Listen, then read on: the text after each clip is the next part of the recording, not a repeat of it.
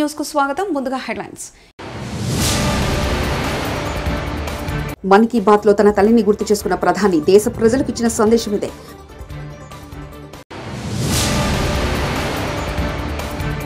విభజన హామీల అమలు కోసం తెలుగు రాష్ట్రాలు కలిసి రావాలని మంత్రి పొన్నం.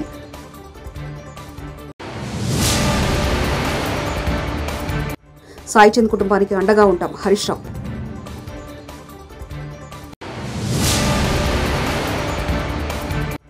జగన్ ఏకపక్ష నిర్ణయాలతో ఏపీ పూర్తిగా నష్టపోయింది మంత్రి పార్థసారథి. దేశంలో సార్వత్రిక ఎన్నికలు పూర్తయ్యాయి. ఎన్డీఏ కూటమి మేజార్టీ సీట్లు రావడంతో ప్రధానిగా మోదీ మరోసారి అధికారం చేపట్టారు. ఎన్నికల సమయంలో ప్రతి నెల చివరి ఆదివారం నిర్వహించే మన్ కీ బాత్ కార్యక్రమానికి విరామం ప్రకటించారు. మరోసారి అధికారంలోకి వస్తే మన్ కీ బాత్ పునఃప్రారంభిస్తామని ప్రకటించారు. ఎన్నికల ముందు చెప్పినట్లు సార్వత్రిక ఎన్నికల తర్వాత మొదటి ఎపిసోడ్ను మొత్తంగా 111వ మన్ కీ బాత్ ఎపిసోడ్లో ప్రధాని మోదీ ప్రజలను ఉద్దేశించి మాట్లాడారు. మొదట ఎన్డీఏ కూటమి ఘన విజయాన్ని అందించిన దేశ ప్రజలకు ఆయన ధన్యవాదాలు తెలిపారు.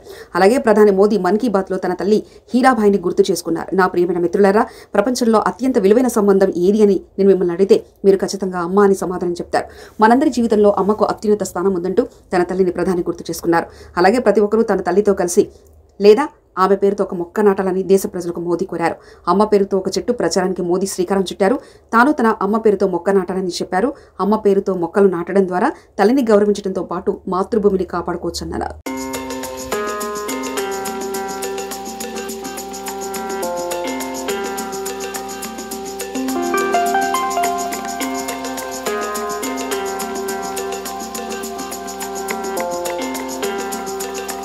గూగుల్ మ్యాప్ను నమ్ముకుని ముందుకెళ్తే ఇక అంతే అనేలా మారుతున్నాయి పరిస్థితులు. మ్యాప్ లొకేషన్ రోడ్డును కాకుండా గోతులు నదిలోకి చూపించడమే ఇప్పుడు అతిపెద్ద సమస్యగా మారింది. తాజాగా కేరళలోని ఇలాంటి మరో ఘటన జరిగింది. కాసర్గోడ్ జిల్లాలో గూగుల్ మ్యాప్స్ నమ్ముకున్న ఇద్దరు యువకులు కారుతో సహా నేరుగా వాగులోకి దూసుకెళ్లారు. విభజన హామీల అమలు కోసం కేంద్రంపై ఒత్తిడి తెచ్చేందుకు 2 తెలుగు రాష్ట్రాలు కలిసి రావాలని తెలంగాణ మంత్రి పొన్నం ప్రభాకర్ కోరారు. ఇవాళ వీఐపీ ప్రారంభ విరామ దర్శనంలో ఆయన తిరుమల శ్రీవారిని దర్శించుకున్నారు. ఆలయం వెలుపల మీడియాతో మాట్లాడుతూ ఏపీలో నూతనంగా ఏర్పడిన ప్రభుత్వానికి అభినందనలు తెలిపారు. శ్రీవారి ఆశీస్సులతో తెలుగు రాష్ట్రాల ప్రజలు సుఖ సంతోషాలతో ఉండాలని ఆకాంక్షించారు. ప్రభుత్వం తరఫున AP deputy CM Pawan Kalyan కు కొండగట్టులో స్వాగతం పలికామని చెప్పారు. గతంలో తిరుమలలో తెలంగాణ భక్తులు ఇబ్బందులు పడ్డారని చెప్పారు. తెలంగాణ భక్తులకు ఎలాంటి ఇబ్బందులు కలగకుండా చూడాలని తిరుమల తిరుపతి దేవస్థానాన్ని కోరారు. ఇటీవల నూతనంగా ఏర్పడ్డ ఆంధ్రప్రదేశ్ ప్రభుత్వానికి గౌరవ ముఖ్యమంత్రి గారికి, ఉప ముఖ్యమంత్రికి, మంత్రులకు, శాసనసభ్యులకు, పార్లమెంట్ సభ్యులందరికీ శుభాకాంక్షలు. ఆ ఏడుకొండలవాడి స్వామి ఆశీర్వచనంతో 2 ఉభయ రాష్ట్రాలు ప్రజలు సుఖ సంతోషాలతో ఉండాలని ఆకాంక్షిస్తూ ఉన్నాం.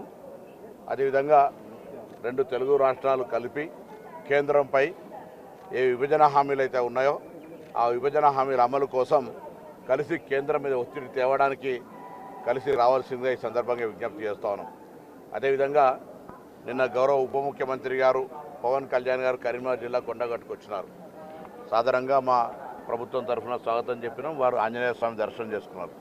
ఇక్కడ కూడా గతంలో కొద్దిగా తెలంగాణ భక్తుల పరంగా ఇబ్బంది ఉండే నేను గౌరవ ముఖ్యమంత్రి గారిని, అదేవిధంగా దేవాదాయ శాఖ మంత్రి గారిని, కాబోయే చైర్మన్ ఈవో గారులను కోరుతా ఉన్నా.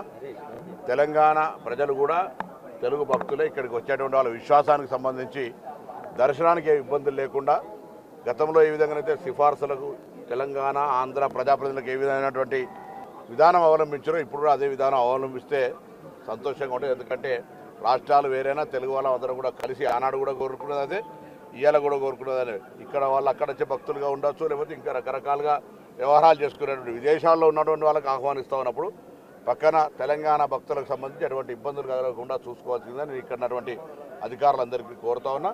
ఆ ఏడుకొండలవాడి స్వామి ఆశీర్వచనంతో 2 రాష్ట్రాల ప్రజలు అటు విభజన హామీల అమలుతో పాటుగా ఇటు వర్షాలు, రైతాంగము, వ్యవసాయం అంతా కూడా సుఖ సంతోషాలతో ప్రజలు ఇబ్బందులు లేకుండా ఉండాలని నా భగవంతుడు ప్రార్థిస్తూ ఉన్నాను. నాకేం అటువంటి సమాచారం లేదు. అట్లా కాంగ్రెస్ పార్టీ తనకంటూ ఒక కార్యక్రమం ఉంది. చాలా మిత్రులు ఉన్నారు. ఇలా ఇండియా కూటమిలో అనేక మంది మిత్రులు ఉన్నారు. ఎవరైనా వస్తుండొచ్చు, రాకపోతుండొచ్చు. దానికి సంబంధించి సమాచారం ఏం లేదు. విద్యుత్ రంగాన్ని ప్రైవేట్ పరం చేసేందుకు రంగం సిద్ధమైందని మాజీ మంత్రి ఎమ్మెల్యే జగదీష్ అన్నారు. విద్యుత్ బిల్లుల వసూలను ప్రైవేట్ సంస్థలకు అప్పగించడం ప్రైవేట్ పరం చేయడంతో మొదటి మెట్టు అని చెప్పారు. ఈ రోజు ఆదివారం తెలంగాణ భవన్లో జగదీష్ రెడ్డి మీడియా సమావేశం నిర్వహించారు. ఈ సందర్భంగా ఆయన మాట్లాడుతూ విద్యుత్ రంగాన్ని ప్రైవేటీకరణ చేస్తే రైతులకు ఉచిత కరెంటు పోతుందని తెలిపారు. చూస్తున్నాం ప్రైవేటు ఫైనాన్స్లకు సంబంధించి కావచ్చు, ఇతర రకాల కంపెనీల ఏదైనా వస్తువులు బాకీ పడితే ఎవరైనా ప్రజలు ఏ రకంగా దౌర్జన్యాలు చేస్తున్నారో, ఏ రకంగా వాళ్ళ ఇండ్ల మీద పడి వాళ్ళ వస్తువులు గుంజుకొచ్చి ఇబ్బందులు పెడుతున్నారో మనం చూస్తున్నాం. రేపు తెలంగాణ రాష్ట్రంలో విద్యుత్ వినియోగదారులందరికీ కూడా ఇదే పరిస్థితి తీసుకురాబోతుంది ఈ ప్రభుత్వం. ఒక రకంగా చెప్పాలంటే ఇది ప్రైవేటైజేషన్కి మొదటి మెట్టు. విద్యుత్ బిల్లుల వసూలు ప్రైవేట్ కంపెనీకి అప్పచెప్పడం అంటే మొత్తం విద్యుత్ రంగాన్ని ప్రైవేట్ వ్యక్తులకు అప్పచెప్పడానికి రంగం సిద్ధమైంది. ఇది మొదటి మెట్టుగా మనం చూడాల్సి వస్తుంది. అంటే ఇవాళ పేద ప్రజలకు ఇచ్చే సబ్సిడీలన్నీ కూడా ఎత్తిపోతాయి.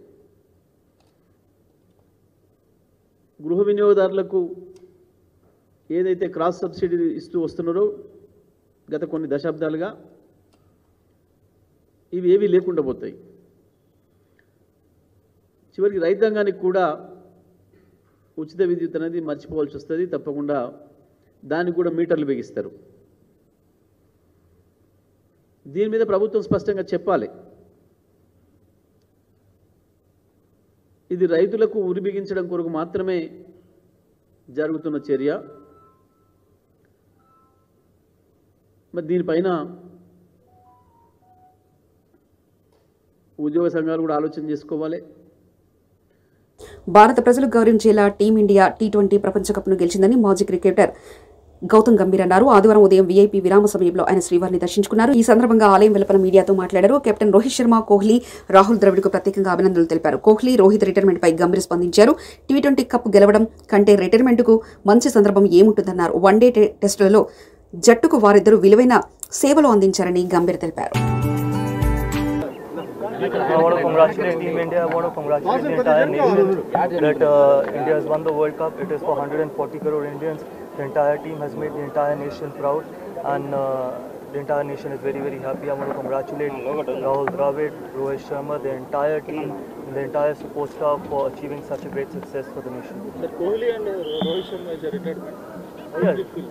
See, what better than finishing off their T20 career with a World Cup win? It couldn't have got better than that. Probably the script was written, and they both are great players. They've done so much for Indian cricket, and really want to congratulate wish them all the best. And they still play 2 more formats. They play Test cricket and one-day cricket. I'm sure they're going to keep contributing to the success. ఇక ప్రభాస్ నటించిన కల్కి సినిమాలో బుజ్జి వాహనం విజయవాడలో సందడి చేసింది. నగరంలోని trend set mall వద్ద బుజ్జిని ప్రదర్శనకుంచారు. ఈ వాహనాన్ని చూసేందుకు అభిమానులు పెద్ద సంఖ్యలో తరలివచ్చారు. వాహనాన్ని సెల్ఫోన్లో చిత్రీకరిస్తూ కేరింతలు కొట్టారు.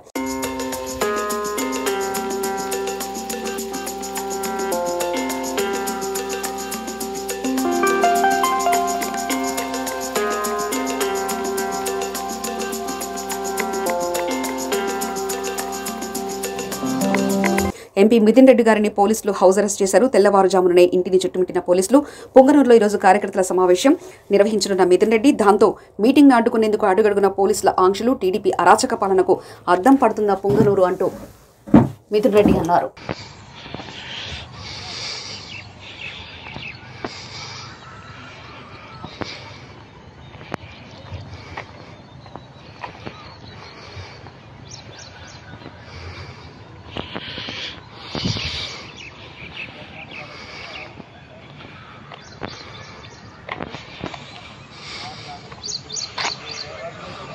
జగన్ ఏకపక్ష నిర్ణయాలతో ఆంధ్రప్రదేశ్ రాష్ట్రం పూర్తిగా నష్టపోయిందని మంత్రి కొలుసు పార్థసారథి ఆరోపించారు.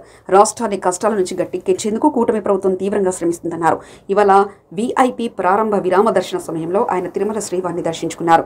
తిరుమల తిరుపతి దేవస్థాన అధికారులు ఆయనకు స్వాగతం పలికి దర్శన ఏర్పాట్లు చేశారు.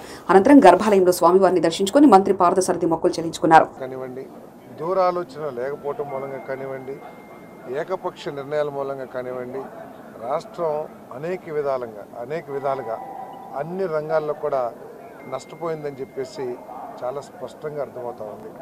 మరి అనుభవశాలైన చంద్రబాబు నాయుడు గారు, దూరదృష్టి, రాష్ట్ర భవిష్యత్తుకి ఒక ఆలోచన కలిగిన మరి చంద్రబాబు నాయుడు గారు, పవన్ కళ్యాణ్ గారు, లోకేష్ బాబు గారు, తర్వాత మా మంత్రివర్గ సహచరులు, శాసనసభ్యులు అందరం కలిసి ఈ రాష్ట్రాన్ని పారిశ్రామికంగా, వ్యవసాయకంగా, ఉపాధి పరంగా అన్ని రంగాల్లో అభివృద్ధి చేస్తానికి మేము తీవ్రంగా కృషి చేస్తానికి కట్టుబడి ఉన్నామని చెప్పేసి మనం చేస్తాను.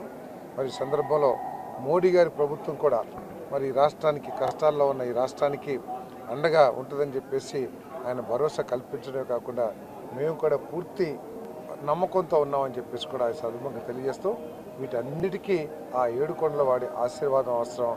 ఆ ఏడుకొండల వాడి ఆశీర్వాదం అందరికీ, రాష్ట్ర ప్రజలందరికీ. ఇస్లాం మతం శాంతియుత జీవనానికి ప్రతీక అని, ఇస్లాం మతం ధార్మికతతో పాటు మానవత్వం పెద్దపీట వేసిందని, మతాలు ఏరైనా మానులందరూ ఒకటే అని అంతర్జాతీయ అహ్మదీయ ముస్లిం కమ్యూనిటీ వరంగల్ పట్టణ మిషనరీ ఇన్ఛార్జ్ అయాన్ భాషా తెలిపారు. భూపాలపల్లి జిల్లా కేంద్రంలో అమృతవర్షిణి అక్షర స్వచ్ఛంద సేవా సంస్థ నిర్వహించిన నిరాశ్రల వృద్ధాశ్రమంలో రవినగర్ గ్రామ అస్మదీయ ముస్లిం కమిటీ ఆధ్వర్యంలో వంట సరుకులు మరియు ఇతర ముడి సరుకులు పంపిణీ చేయడం జరిగింది. ఈ సందర్భంగా మౌలి అయాన్ పాషా మాట్లాడుతూ భిన్నత్వంలో ఏకత్వంగా మానవులందరూ కలిసిమెలిసి జీవించాలని కోరారు.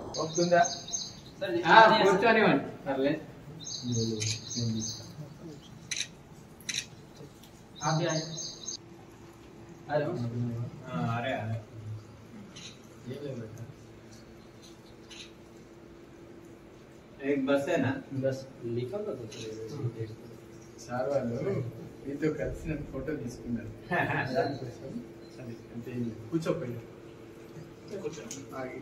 ఇది కేవలం ఏమంటారు ఒక ఇన్స్పిరేషన్ కొరకే.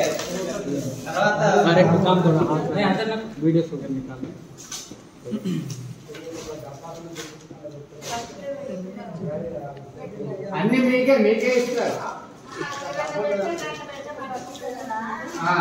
డబ్బా ఉంది.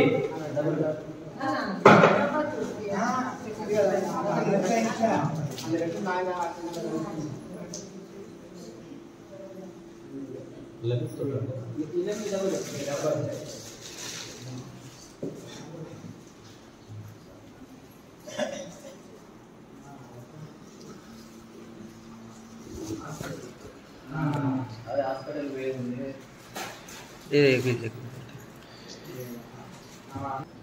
మొత్తం ఎంత మంది ఉంటారమ్మా? మొత్తం 15 మంది ఉన్నాం.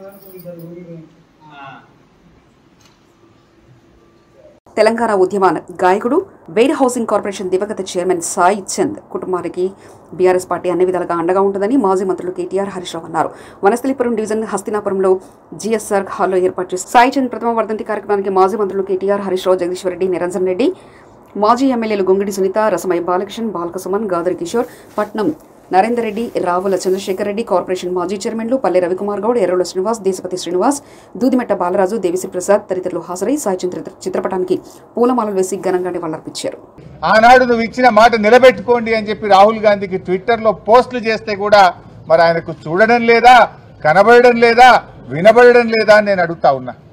రాహుల్ గాంధీ గారు ఇప్పటికైనా చొరవ చూపి ఆనాడు అశోక్ నగర్లో నిరుద్యోగ యువతకు ఇచ్చిన మాట నిలబెట్టుకోవాలని, రేవంత్ రెడ్డి ప్రభుత్వానికి డైరెక్షన్ ఇచ్చి ఇచ్చిన హామీలన్నీ నిలబెట్టుకోవాలని చెప్పి నేను రాహుల్ గాంధీ గారిని డిమాండ్ చేస్తా ఉన్నా.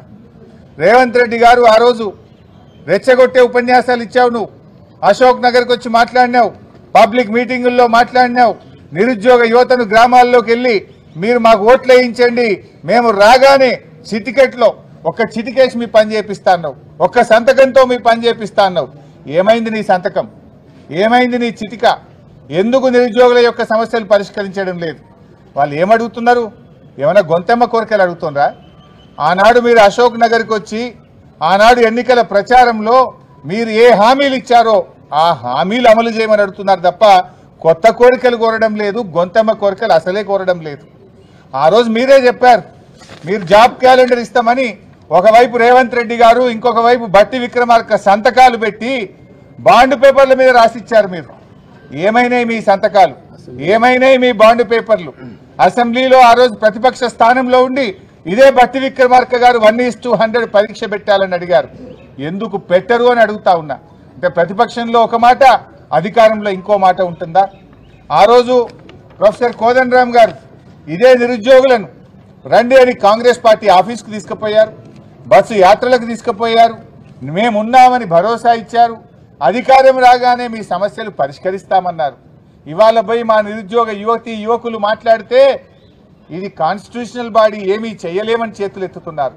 ఆ రోజు మీకు తెలియదా? మీరు ప్రొఫెసర్ కదా. మన్ కీ బాత్ లో తన తల్లిని గుర్తు చేసుకున్న ప్రధాని దేశ ప్రజలకు ఇచ్చిన సందేశం ఇదే.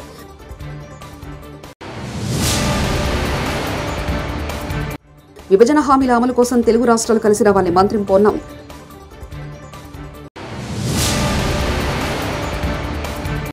సాయి చంద్ కుటుంబానికి అండగా ఉంటాం హరీష్ రావు.